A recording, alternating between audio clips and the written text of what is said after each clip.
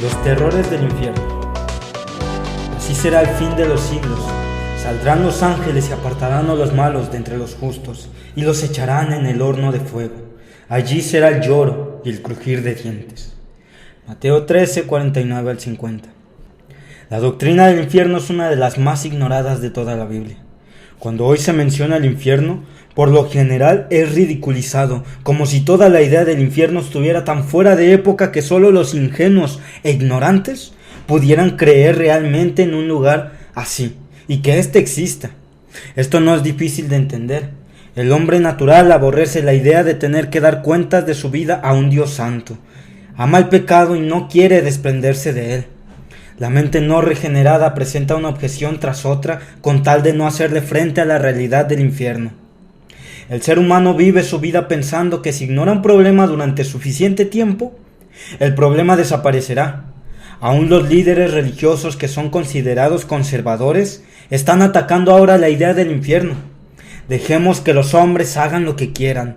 Las objeciones frívolas de los necios no pueden hacer esfumar al infierno. Ante el clamor que busca aniquilar al infierno, los que creen que la Biblia es verdad deben ponerse de pie y decirlo. Meditar en los terrores del infierno puede ser uno de los ejercicios más importantes que puedes hacer en esta vida.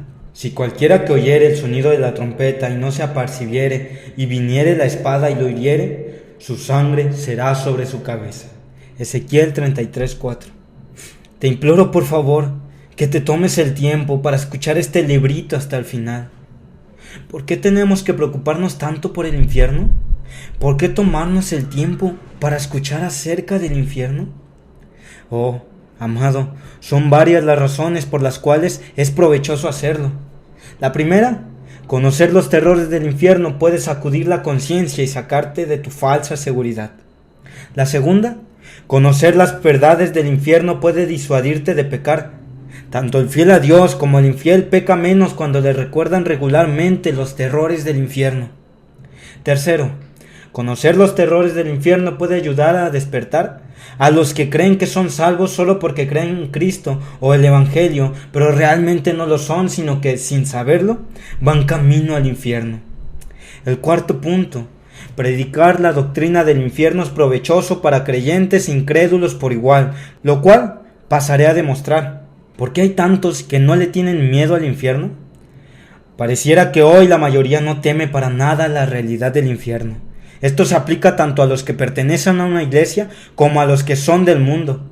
La gente no le tiene terror al infierno. ¿Por qué? ¿No le tienes miedo a un león cuando solo lo ves pintado en un cuadro en la pared? ¿Por qué? Porque se trata solo de un cuadro. Sabes que no es real. Pero si te dejaran solo en la selva y te encontraras cara a cara con un león de verdad que te enfrenta con feroces rugidos, estarías aterrorizado. La conciencia del ser humano tocante al infierno es semejante a la del hombre que solo ve un león pintado en un cuadro. Leemos del infierno en la Biblia. Sabemos que el Señor Jesús habló del infierno. De hecho, Cristo habló del infierno más que cualquier otro personaje de las Sagradas Escrituras.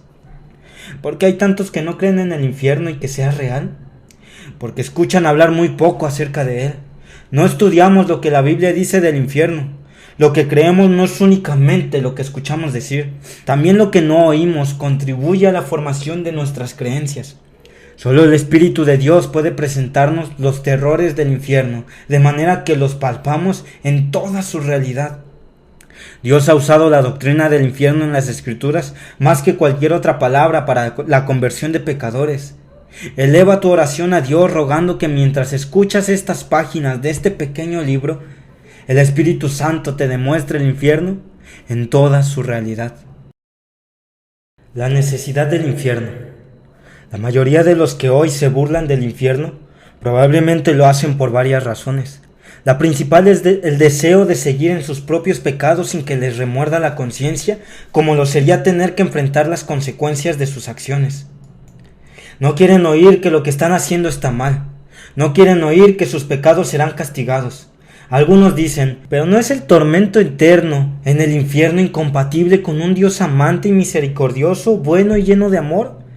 ¿Cómo puede un Dios bueno castigar a la gente en el infierno para siempre? Un entendimiento equivocado del carácter de Dios y de la naturaleza del pecado puede llevar fácilmente a esta pregunta: ¿por qué es necesario el infierno? Examinemos varias razones por las que el infierno es necesario. La primera, la maldad enorme del pecado y la santidad de Dios. La dificultad que tiene la mayoría a la hora de comprender la necesidad del infierno se relaciona con un entendimiento incompleto e inadecuado de lo terrible que es el pecado y de lo glorioso que es Dios. No vemos la maldad enorme que hay en el más pequeño de los pecados, ni comprendemos la santidad de Dios, su justicia y su ira. Si viéramos el pecado como el peor de los males en el mundo y comprendiéramos que cada pecado es rechazar el gobierno de Dios sobre nosotros, burlarse de Él, darle una bofetada y arrojarle estiércol, empezaríamos a comprender un poquito de lo que nuestro pecado es para Dios. Cada vez que pecamos, no solo colocamos a nosotros mismos o a nuestro pecado más querido como dioses rivales. El pecado rechaza al Creador como Dios y pone la criatura en su lugar. Si pudiéramos entender la santidad de Dios y lo que significa ser santo, puro, perfecto, justo, incontaminado, limpio hasta del pecado más pequeño, tendríamos una idea más acertada de por qué Dios aborrece tanto al pecado. La santidad absoluta no puede tolerar el menor de los pecados. Muy limpio eres de ojos para ver el mal, ni puedes ver el agravio. Habacuc 1:13. Si pudiéramos comprender la gloriosa santidad de Dios y su pureza, así como la abominable naturaleza del pecado, no tendríamos problema en creer la necesidad absoluta del infierno. La Biblia dice en Jeremías 17:9: engañoso es el corazón, más que todas las cosas, y perverso. ¿Quién lo comprenderá? El corazón está enfermo, es malvado y engañoso. La corrupción en el corazón nos engaña en cuanto a lo terrible del pecado, al igual que muchas otras cosas. El segundo punto, la naturaleza infinita de Dios. A fin de entender cómo es realmente nuestro pecado, tenemos que mirarlo a través de los ojos de Dios. Dios es un ser infinito y eterno. Cada acto pecaminoso es cometido contra un Dios infinito y santo. En cada acto de pecado destronamos a Dios y nos colocamos a nosotros mismos en su lugar. En cada pecado le cuestionamos esta pregunta: ¿la voluntad de quién será hecha? ¿La voluntad de Dios o la del hombre? Mediante el pecado, el hombre coloca su voluntad por encima de la del Señor, y con esto arroja a Dios como basura debajo de sus pies. Un solo acto pecaminoso cometido contra un Dios santo e infinito merece un castigo infinito. Es una maldad infinita ofender a un Dios infinito, aunque no sea más que una sola vez. Tercer punto, justicia divina. Aún un solo pecado contra Dios reclama que Dios vindique su nombre y su justicia mediante el castigo que se merece. Dios puede vindicar su justicia y de hecho lo hará. Lo promete en Romanos 12:19, donde dice: mío es la venganza, yo pagaré, dice el Señor. Jonathan Edwards, uno de los predicadores más grandes que jamás haya existido, escribió: la gloria de Dios es el mayor bien, es el fin supremo de la creación, es de quien más importa de cualquier otra cosa.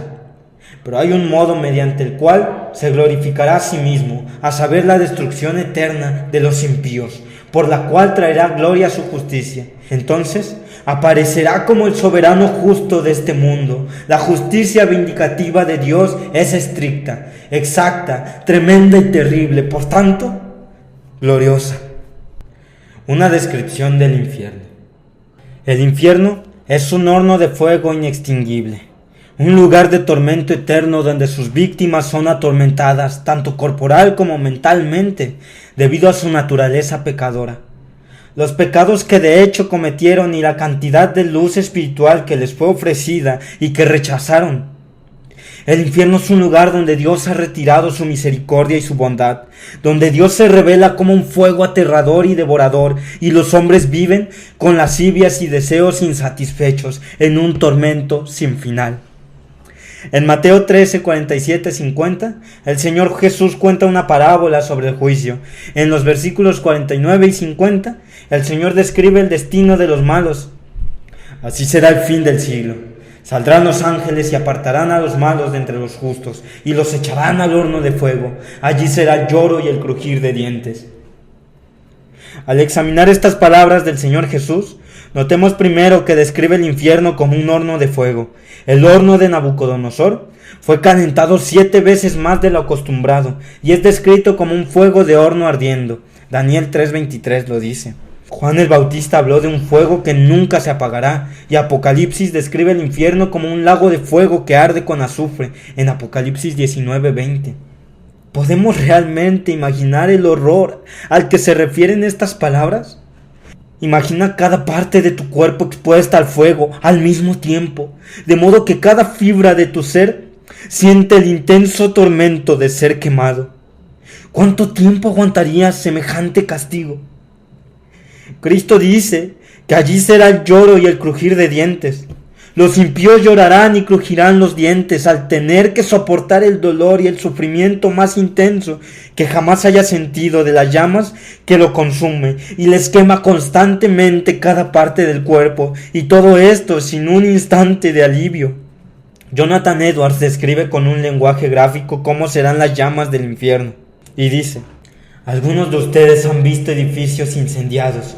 Imaginen pues la poca ayuda que podrían ofrecer para combatir las llamas si se encontraran en medio de un incendio tan grande y voraz. Han visto a menudo una araña o algún otro insecto arrojado en el fuego y han observado lo rápido que se consume y se sucumbe por la voracidad de las llamas. No hay una lucha larga, no presenta resistencia contra el fuego, no muestra nada de fuerza con la cual combatir el calor o huir de él, sino que inmediatamente cede y se rinde, y el fuego lo abate y lo consume. Esta es una débil descripción de lo que será el infierno, a menos que te arrepientas y acudas a Cristo. Hacerte la ilusión de que te puedes preparar para soportar los tormentos del infierno es como si un gusano a punto de ser arrojado a un horno de fuego se inflara y tratara de fortalecerse y prepararse para combatir las llamas. La Biblia también describe el infierno como un lugar de tinieblas. El Señor Jesús cuenta de un invitado que se presentó a una boda sin su vestido de boda y que fue arrojado a las tinieblas de afuera en Mateo 22:13. Judas escribe diciendo que para los que van al infierno está reservada eternamente la oscuridad de las tinieblas en Judas 13. Christopher Lowe dice en su libro Hell's Terror, los terrores del infierno: la oscuridad es terrible y los hombres tienden a sentir más miedo en la oscuridad que en la luz. Por lo tanto, el infierno es presentado con esta imagen terrible para hacer que los corazones tiemblen, no solo por la oscuridad, sino por la tenebrosidad de la oscuridad. Isaías 30:33 compara el infierno con Tofet. Tofet era el lugar donde los judíos idólatras sacrificaban a sus hijos al dios pagano Moloch, arrojándolos al fuego. Día y noche se escuchaban en ese lugar gritos y alaridos de dolor, tal como se escuchaban lamentos, gritos y alaridos de dolor en el infierno. Isaías dice en ese mismo versículo que el soplo del Señor como torrente de azufre enciende el fuego del infierno. Las evidencias en las Escrituras demuestran que Dios mismo será el fuego del infierno. En Hebreos 12:29 dice: nuestro Dios es fuego consumidor. En su ignorancia los incrédulos danzan de alegría cuando los pastores predican de amor y la misericordia de Dios, pero no serán objeto de ninguno de los dos si no se arrepienten. Para ellos, Dios era un fuego totalmente consumidor. Hebreos 10:30-31 advierte: conocemos al que dice: mía es la venganza, yo pagaré, y otra vez el Señor juzgará a su pueblo. Horrenda cosa es caer en manos del Dios vivo. Sí, es cosa horrenda, es cosa terrible caer en las manos del Dios viviente. No escaparás del infierno, pecador. Dios será tu infierno, y su ira te consumirá y se derramará sobre ti mientras Él exista. ¿Quién conoce el poder de su ira? Salmo 90:11 dice: ¿quién conoce el poder de su ira? Por cuanto Dios mismo será el fuego del infierno, no hay palabras que puedan expresar lo aterrador que será para los allí condenados. No hay ninguna razón para suponer que quizá los predicadores presentan este tema con más gravedad que la que realmente tiene, que quizá no sea tan horroroso y terrible como pretenden. Por el contrario, tenemos motivos para creer que después de decir lo peor que podemos decir, todo lo dicho o pensado no es sino una pálida sombra de la realidad. En Lucas 16:19-26, Cristo nos cuenta la parábola de dos hombres. Uno de ellos era rico, tradicionalmente conocido como Dimas. El otro era pobre, se llamaba Lázaro. Ambos murieron. El hombre pobre fue llevado al cielo por los ángeles y el rico se fue al infierno. El rico no se fue al infierno por ser rico, ni el pobre al cielo simplemente por ser pobre. El Señor nos muestra por medio de este contraste que nuestras circunstancias pueden cambiar drásticamente cuando pasamos a la eternidad. No nos engañemos pensando que porque Dios no nos ha tratado duramente aquí, no lo hará después de la muerte. La morada eterna de ambos hombres fue el resultado de la condición de sus corazones delante de Dios cuando todavía estaban sobre la tierra. Lázaro era un auténtico seguidor de Dios. Dimas no. Queremos destacar lo que las escrituras nos dicen acerca de Dimas y su condición, pues tenemos mucho que aprender de él sobre el infierno. Los versículos 23 y 24 nos indican que Dimas estaba en tormentos. ¿Qué significa estar en tormentos? Estos tormentos se refieren al tormento del cuerpo al igual que el tormento del alma. Como ya hemos visto, el cuerpo humano sufrirá los tormentos en un horno de fuego. Cada parte del cuerpo sentirá el dolor ocasionado por ese fuego. Alguien con un fuerte dolor de estómago puede sentir gran agonía, nada más que por esto. Pero el dolor sufrido en el infierno será muchísimo más intenso. Dicen que morir de cáncer es extremadamente doloroso, pero lo doloroso del infierno será 1.000.000 de veces peor. Aun si tu cuerpo se viera atacado por muchas y dolorosas enfermedades al mismo tiempo, estas no serían nada en comparación con el dolor de los condenados en el infierno. También la conciencia del ser humano será atormentada en el infierno. La conciencia es el gusano del cual habla la Biblia diciendo que no muere. En Marcos 9:48 e Isaías 63:24. En la parábola, Abraham le dice a Dimas: acuérdate en tu vida. Los condenados serán atormentados por su sufrimiento extremo, pero también lo serán por sus propios recuerdos. Se acordarán de haberse burlado cuando oían acerca del infierno. Se acordarán que recibieron advertencias que les rogaron que se arrepintieran, o que era imposible ser salvo y disfrutar las bendiciones del cielo sin someterse a Cristo como Señor. Pero no hicieron caso. Serán atormentados viendo a la distancia las glorias del cielo, como pudo ver las Dimas, y saber que estaban condenados para toda la eternidad. Serán atormentados por deseos insatisfechos y concupiscencias insatisfechas. Dimas no pudo recibir ni una sola gota de agua para refrescar su lengua. Serán atormentados por el hecho de saber que nunca escaparán del infierno. A Dimas le dijo a Abraham que no se podía ir de allá para acá. Serán atormentados por los gritos y alaridos de dolor y las maldiciones proferidas por los condenados a su alrededor. Los tormentos más extremos que uno puede sentir sobre esta tierra son como picaduras de una pulga en comparación con los tormentos del infierno. Jonathan Edwards, en un sermón sobre el futuro castigo de los impíos, habla de cómo estos son incapaces de encontrar un solo instante de descanso en el infierno. Y dice: no hallarán nada que alivie sus penurias en el infierno. No encontrarán allí un lugar de reposo, ningún rincón secreto que sea más fresco que los demás, donde puedan tener un respiro, un poco menos de lo extremo de su tormento, ni una fuente de agua, ni un arroyuelo de agua cristalina en ninguna parte del mundo de tormento. No, ni siquiera una gota de agua que calme su sed. No tendrán un amigo que los consuele, ni les haga un poco de bien. No encontrarán ningún lugar donde puedan hacer una pausa, descansar y tomar aliento, ni siquiera por un minuto, porque serán atormentados con fuego y azufre, y no tendrán descanso ni de día ni de noche por los siglos de los siglos. La eternidad del infierno. El aspecto más aterrador del infierno es el de su duración. El infierno es eterno. El infierno durará para siempre. ¿Quién puede comprender lo que es la eternidad? No hay fórmula o ecuación matemática que pueda explicarla. Tu mente no puede concebir la eternidad y sin embargo es real. Este solo aspecto del infierno debería impulsar a los hombres a clamar arrepentidos. No es extraño que los escépticos de todas las épocas hayan atacado la naturaleza eterna del infierno, sustituyéndola por doctrinas como la aniquilación de los incrédulos.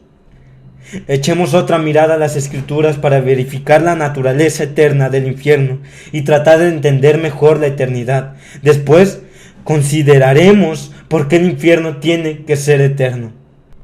Y el diablo que los engañaba fue lanzado al lago de fuego y azufre, donde estaba la bestia y el falso profeta, y serán atormentados de día y noche por los siglos de los siglos.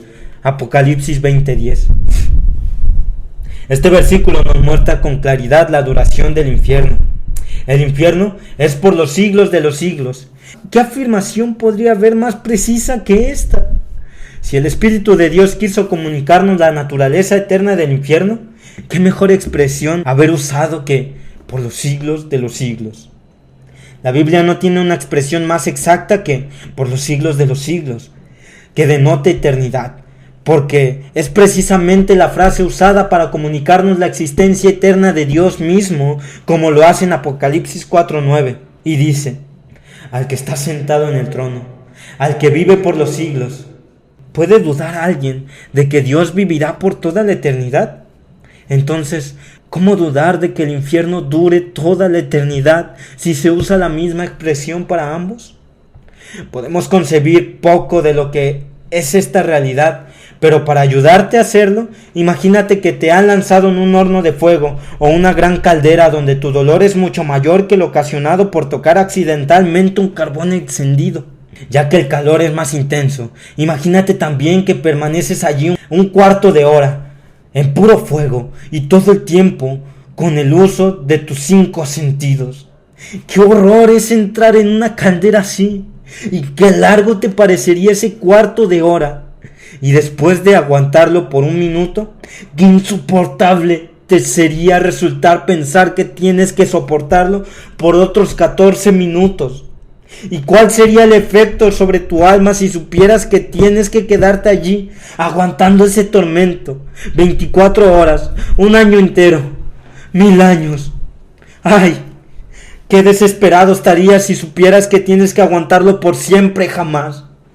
Que esto no tiene final. Que después de 1.000.000 de millones de siglos tu tormento no estará más cerca que su final que al principio. Que nunca serás librado. Así y todo, el tormento en el infierno será increíblemente peor que lo que esta ilustración presenta. Cristo, describiendo el gran día del juicio, nos cuenta de la separación de los malos de los justos, usando estas palabras: irán estos al castigo eterno y los justos a la vida eterna, en Mateo 25:46. ¿Hay alguien que niegue que el cielo existe eternamente? ¿Se acabará alguna vez la vida de los justos? Por supuesto que no. Y la misma palabra griega empleada en este versículo para dar la duración de la vida eterna de los justos es usada para dar la duración del castigo de los malos. El infierno durará tanto como dure el cielo. Según algunos pasajes bíblicos, en el infierno habrá diferentes grados de castigo determinados para cada ser humano. Lucas 12:47-48 dice: aquel siervo que, conociendo la voluntad de su Señor, no se preparó ni hizo conforme a su voluntad, recibirá muchos azotes. Mas el que sin conocerla hizo cosas dignas de azotes, será azotado poco. Porque a todo aquel a quien se haya dado mucho, mucho se le demandará, y al que mucho se le haya confiado, más se le demandará. Cristo dice en Mateo 11:24: les digo que el día del juicio será más tolerable el castigo para la tierra de Sodoma y Gomorra que para ti. Estos versículos de Mateo indican que la gente de Capernaum recibirá mayor castigo en el día del juicio que los pobladores de Sodoma. Los versículos en el Evangelio de Lucas hablan de una diferencia en el juicio basada en la cantidad de luz recibida.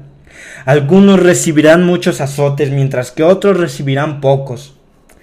Quienes cometen peores pecados o más de ellos recibirán más castigos en el infierno. Juan 19:11 lo dice. Los hipócritas religiosos, los que profesan ser cristianos y no lo son, los que profesan ser religiosos y no lo son, los que profesan buenas obras y no les sirven, serán castigados más severamente que los demás. Mateo 23, 14 al 15, dice eso. El Señor dijo de Judas Iscariote: bueno le fuera a ese hombre no haber nacido. En Mateo 26, 24. ¿Por qué diría la Biblia estas cosas si la aniquilación fuera lo único que hay después de la muerte? El que haya diferentes grados de castigo solo tiene sentido a la luz de la capacidad de sentir un castigo. ¿Podría haber dicho Jesús que a Judas le hubiera sido mejor no haber nacido si la aniquilación era todo lo que le esperaba? La aniquilación no califica como un castigo porque se acabaría inmediatamente. El infierno es eterno. Cada vez que el incrédulo peca, aumenta el nivel de su tormento en el infierno. El que peca el doble que otro con un conocimiento similar del evangelio recibirá el doble castigo. Cada día que el pecador con vida aquí en la tierra pasa sin arrepentirse, añade a su castigo en el infierno. Romanos 2:5 dice: pero por tu dureza y por tu corazón no arrepentido atesorarás para ti mismo ira para el día de la ira y de la revelación del justo juicio de Dios. El Señor Jesús exhortó a los justos a hacerse tesoros en el cielo antes que en la tierra. Los impíos aumentan la ira y el tormento futuro en el infierno cada día que siguen pecando. Añaden a su castigo diariamente. En el infierno, los condenados desearán no haber nacido. Charles Spurgeon decía: en el infierno no hay esperanza, ni siquiera la esperanza de morir, ni la de ser aniquilados. Los perdidos están perdidos por los siglos de los siglos. En cada eslabón de la cadena del infierno está escrito: para siempre. En las llamas que flamean, flamean las palabras: para siempre. Por encima de su cabeza leen: para siempre. Sus miradas están desencajadas y sus corazones angustiados, porque saben que es para siempre. ¡Ay! Si pudieras decirle esta noche a los del infierno que el infierno un día se apagará y que los que estaban perdidos pueden ser salvos, habría un jubileo en el infierno de solo pensarlo, pero no es así. El infierno es para siempre, y es para siempre que han sido echados a las tinieblas de afuera. Christopher Lowe usa una ilustración para tratar de ayudarnos a comprender lo que significa la eternidad. Supongamos que todas las montañas de la tierra fueran montañas de arena y que más y más montañas fueran añadidas hasta alcanzar el cielo, y que un pajarito se llevara un granito de arena cada 1000 años de esa acumulación de montañas. Pasarían incontables años para que esta masa de arena desapareciera, y aún así ese tiempo llegaría a un final, y feliz sería para el hombre si el infierno fuera de esa duración.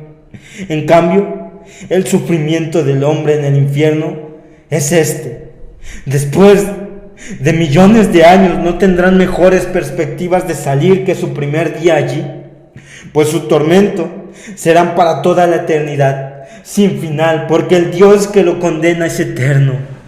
Ya hemos considerado la necesidad del infierno, o la razón por la cual tiene que haber un lugar como el infierno. Ahora veremos por qué no solo tiene que existir, sino existir eternamente. ¿Por qué es necesario el infierno y que sea eterno? Son varias las respuestas que analizaremos brevemente. La primera razón que trataremos es la mencionada por Christopher Lowe en el pasaje recién citado. El Dios que condena a los hombres es un Dios eterno. En definitiva, la eternidad del infierno se basa en la naturaleza de Dios. ¿Es eterna la palabra de Dios? ¿Es eterna la naturaleza de Dios? La Biblia dice: Jesucristo es el mismo ayer y hoy y por los siglos, en Hebreos 13:8. Su justicia permanece para siempre, en Salmos 111:3. La palabra del Señor permanece para siempre, en 1 de Pedro 1:25. Si la palabra de Dios es eterna, si la justicia de Dios es eterna, si Dios mismo es eterno, ¿por qué no habría de ser eterna también su ira? Así como es eterno, todos los atributos de Dios también son eternos e inmutables, y por lo tanto el infierno, como una expresión de la ira de Dios, debe ser eterno. El infierno tiene que ser eterno porque la justicia de Dios nunca será satisfecha por el castigo temporal de los pecadores. No importa cuánto tiempo dure. Cristo lo hace muy claro cuando habla de hacer las paces con el adversario antes de ir al magistrado para no terminar en la cárcel.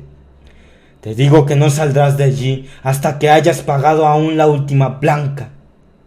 Lucas 12:59. El hombre no puede hacer nada para pagar sus pecados. No importa cuánto castigo reciba en el infierno. No importa cuánto tiempo, no puede jamás expiar sus pecados. Es imposible, por lo tanto, el infierno debe ser eterno. En tercer lugar, el infierno debe ser eterno porque las escrituras dicen que el gusano que corroe la conciencia del hombre en el infierno nunca muere. Porque su gusano nunca morirá ni su fuego se apagará, en Isaías 66:24. Si el gusano nunca muere, entonces los que son atormentados por él tampoco morirán. En último lugar, el infierno será eterno porque los hombres seguirán pecando en el infierno, aumentarán y agravarán allí su culpabilidad. El infierno es un lugar donde los condenados maldecirán a Dios y se maldecirán a sí mismos, gritarán y se lamentarán blasfemando a los que tienen a su alrededor. Los perversos aumentarán los tormentos entre sí, acusándose y condenándose unos a otros. Los hombres no se arrepentirán en el infierno porque el carácter de los pecadores no cambia, siguen siendo pecadores, pecarán durante toda la eternidad, por lo tanto, Dios los castigará eternamente.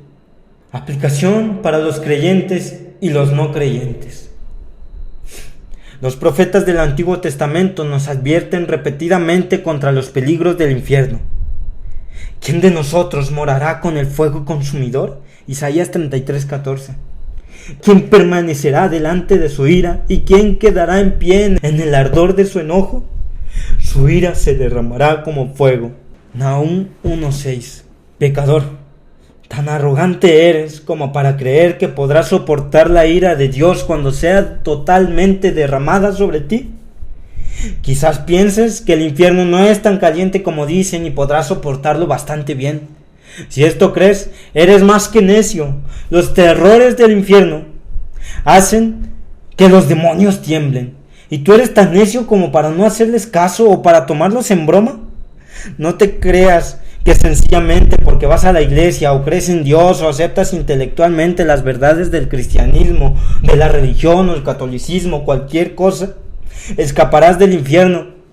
La mayoría que asiste regularmente a la iglesia, todas las semanas alrededor del mundo, se irá al infierno.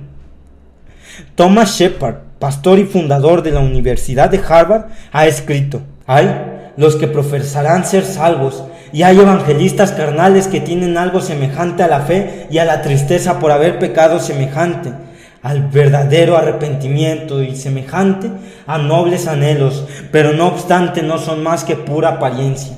Engañan a otros y se engañan a sí mismos.